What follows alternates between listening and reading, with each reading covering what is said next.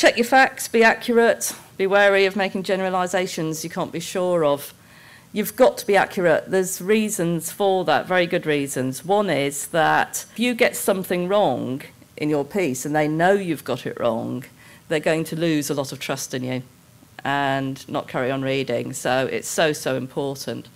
And it's very tempting sometimes to cut corners and because you think something is accurate, do it. But always do double check. Be absolutely sure. The other thing to bear in mind, that if you write about something, about a place or about an experience, there's going to be people reading it who've been there and who've done that. In fact, I've got a theory that there's more people do that. There's a fine line between telling a good story with yourself in it and being a bit too personal. You know, your mum, your boyfriend, your girlfriend, whatever, they hang on to your every word, I'm sure. They care a lot about you. But a complete stranger doesn't. And so if you've got a really good story to tell, you should be there in it. But don't forget that. Some people let a little bit of ego come in and think everybody's going to be hanging on to every word. Humour is great if it works. It's a disaster if it isn't, if it doesn't. And there's an awful lot of people who think they're funny, and perhaps down the pub they are hilarious. But when they try and write it, I know I've been guilty myself. I've sometimes, particularly I've gotten late at night, having had a few drinks, I've thought, oh, I'm going to finish off that story. Oh no, I've just thought of a way I can make it really funny.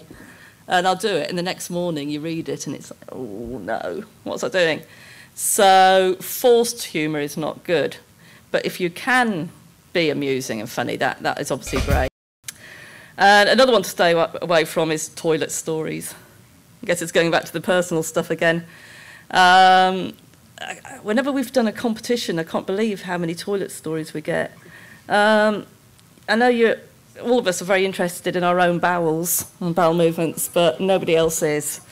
And I don't know why there is this compunction to write about them.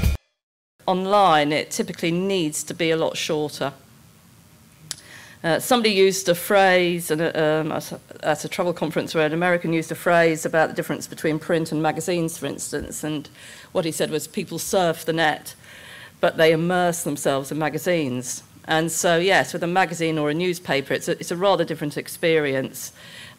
People would read a magazine in the bath, in bed, on the train, or whatever, and they're much more likely to, if the story's good, to carry on to the end. So hence, a typical story in Wanderlust, for instance, can be over 2,000 words. But online is a very, very different beast. People scan the page, look at it, and decide, is this something I'm going to read? And so it's got to be a lot shorter. Certainly on Wanderlust, a lot of our online articles are only something, and blogs and so on, are typically only 400, 500 words.